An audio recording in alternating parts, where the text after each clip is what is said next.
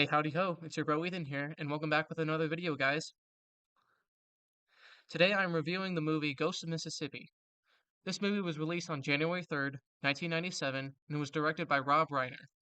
This movie focuses on Assistant District Attorney Bobby DeLauder, along with Merle Evers, who tried to bring the white supremacist Byron de la Beckwith to trial for a third time, 30 years after the murder of Merle's husband and civil rights activist Medgar Evers. It shows how even after the civil rights movement, how is still some racism in society, yet how this racism still shouldn't be supported. For running 2 hours and 10 minutes, this movie does a fine job at detailing the principal events of the Evers case. However, its fair dramatization detracts from Bobby's scenario in real life.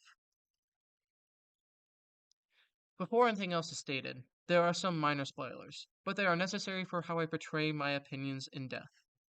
With that warning over, let's jump in. The movie's first scene sets back towards June 12, 1963, a few hours after President John F. Kennedy gave his momentous civil rights speech.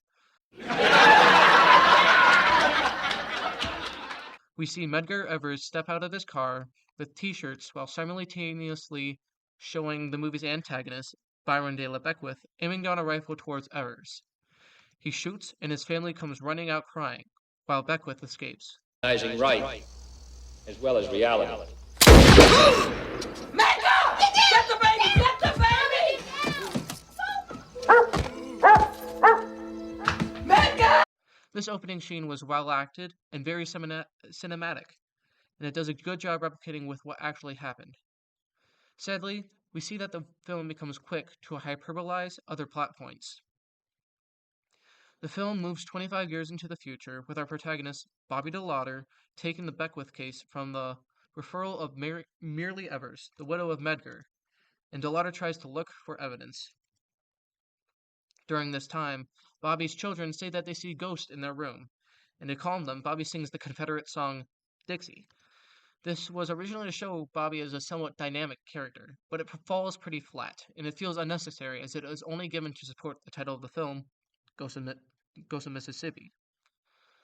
Also, Bobby's wife figures out that he is going to take the case seriously, and she doesn't want her public image to be ruined, so she abandons Bobby and the kids.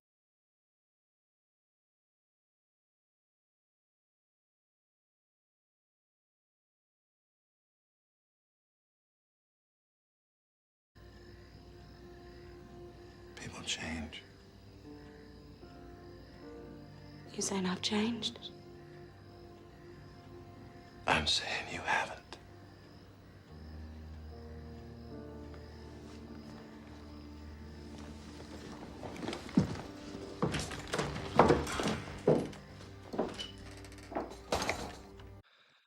In real life, however, his family fully supported Bobby's actions with this case. After some major plot points, we see some more exaggerated scenes. Bobby's car is seen with broken windows, spray-painted graffiti, and a note saying to stop wasting our taxpayer dollars on the case after the public realizes that Bobby is going to take the case seriously. This scene is to show of how members of the community can still be racist even after years of affirmative action and the civil rights movement. It's one of the better dramatizations in my opinion. However, this scene never happens in real life as well. Later on, we see Beckwith on the phone with Bobby, saying that he has left a gift that is set to go off at 10 o'clock, and Bobby takes the children and runs out of his home. Eliminate Nobel Peace Prize references. That's good. Hello? Mr. DeLauder, I left a little gift for you in appreciation for everything you're doing to ruin civilized society. What the hell is this? Scheduled to go off at 10 p.m. You have a nice night.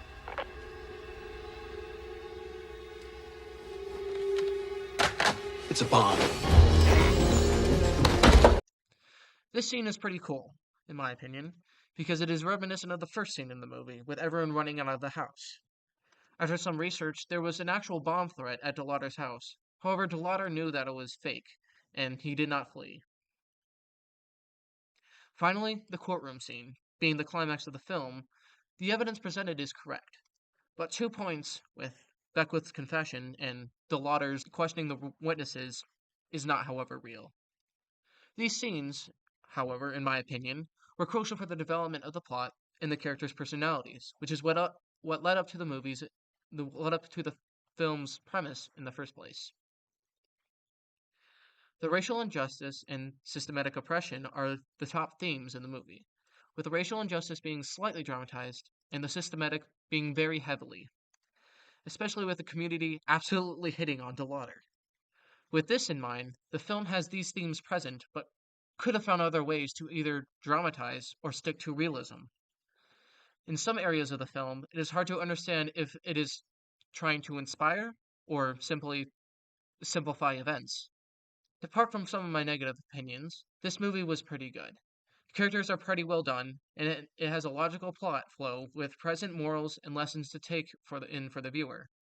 Although some scenes that I have mentioned sort of confuse or are necessary towards the audience, there is a fair amount of emotion present in such scenes such as Bobby's wife abandoning, or Bobby's final address to the jury.